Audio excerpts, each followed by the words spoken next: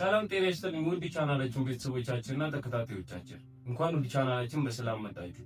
በዛሬው ቪዲዮ አብዛኛው ሴቶችን ስለሚያስጨንቅ አንድ ጉዳይ እናነሳለን። ይህም የእርግዝና ምልክቶች ናቸው። አብዛኛው ሴቶች የእርግዝና ምልክቶች ምን እንደሆኑ አያውቁም። ነገር ግን በዛሬው ቪዲዮ እርግዝና ምልክቶች የሚባሉትን 7 ዋና ዋና የእርግዝና ምልክቶችን የምናይ ይሆናል።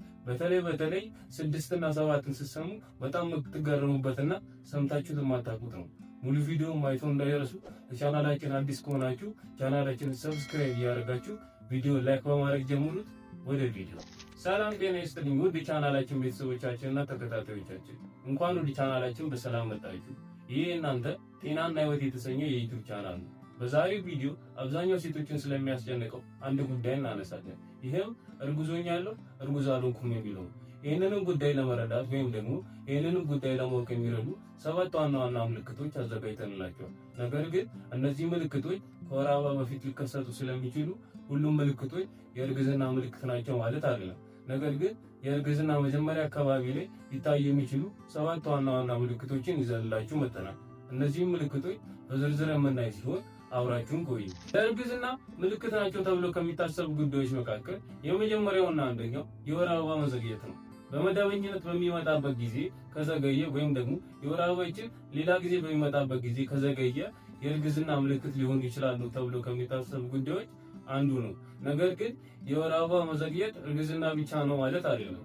የወር አበባ በጭንቀት ወይም ደግሞ በሆርሞን መዛባት ሊዘገይ ይችላል። ስለሆነም የወር አበባ መዘግየት እርግዝናን ብቻ ያመለክታል ማለት አይደለም። ነገር ግን የእርግዝና ምልክት ሊሆኑ ከሚችሉ ጉዳዮች መካከል አንዱ ነው ማለት ነው። እርግዝና ምልክት ናቸው ተብለው ከሚታሰቡ ጉዳዮች መካከል ሁለተኛው ደግሞ ማቅለሽለሽና ማስመለስ ናቸው። አንዳንድ ሴቶች በእርግዝና የመጀመሪያ አካባቢ ላይ የማቅለሽለሽና ማስመለስ ስሜት ይታይባቸዋል። ይህም የጠዋት በሽታ ተብሎ እንዲጠራ አድርጓል። ይህም የሆነው አብዛኛው ሴቶች ከመኝታ ሲነሱ ወይም ደግሞ በጠዋት የእርግዝና ስሜት ሲሰማቸው ወይም እርግዝና የመጀመሪያ አካባቢ ላይ ማቅለሽለሽና ማስመለስ ይገጥማቸዋል። ነገር ግን ይህ ማቅለሽለሽና ማስመለስ በየትኛውም ሰዓት ወይም ደግሞ ጠዋትም ሊሆን ከሰዓት ሊገጥም ይችላል። ይህም በእርግዝና የመጀመሪያ አካባቢ ሊታዩ ከሚችሉ ምልክቶች አንዱ ናቸው። ስለሆነም ማቅለሽለሽና ማስመለስ የእርግዝና ምልክት ናቸው ተብሎ ከሚጠቀሱ ጉዳዮች መካከል ዋነኞቹ ናቸው ማለት ነው። እርግዝና ምልክት ናቸው ተብሎ ከሚታሰቡ ጉዳዮች መካከል ሶስተኛው ደግሞ የጡት ህመም ነው። ይህም ጡታችሁን የሚያማችሁ ከሆነ ብሎም ደግሞ የጡት እብጠት፣ ጡታችሁ በፊት ከነበረው መጠን ያበጠ ወይም ደግሞ ሳይዙ የጨመረ ከሆነ ብሎም ደግሞ ጡታችሁ በፊት ከነበረው ስሜታዊነት ቶሎ ስሜታዊ የሚሆን ከሆነና የጡታችሁ ጫፍ ወይም ደግሞ የጡታችሁ ጫፍ አካባቢ ለውጥ ካለው ይሄ የእርግዝና ምልክት ሊሆኑ ይችላሉ ተብሎ ከሚታሰቡ ጉዳዮች መካከል ዋነኞቹ ናቸው ማለት ነው። ለእርግዝና ምልክት ናቸው ተብሎ ከሚታሰቡ ምልክቶች ወይም ደግሞ ከሚሰጡ ምልክቶች መካከል አራተኛው ደግሞ ከፍተኛ ድካም ነው።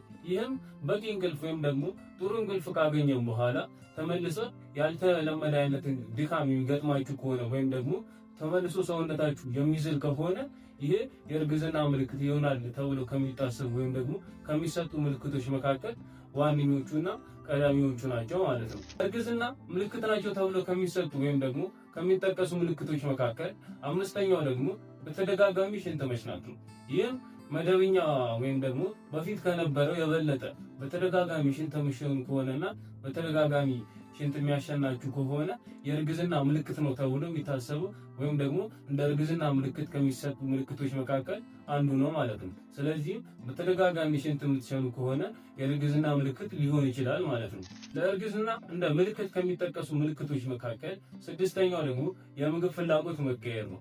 የምግብ ፍላጎት መቀየር ስንል ከዚህ በፊት የምንወዳቸው የነበሩ ምግቦችን መጥላት ብሎም ደግሞ አንዳንድ ምግቦችን ከመጠን ያለፈ ፍላጎት ማሳየት ወይም ደግሞ በጣም መመገብ መፈለግ ብሎም ደግሞ ለሽታዎች በጣም ስሜታዊ መሆን፣ እነዚህ ምልክቶች የእርግዝና ምልክቶች ናቸው ተብለው ከሚጠቀሱ ምልክቶች መካከል ዋነኞቹ ናቸው ማለት ነው።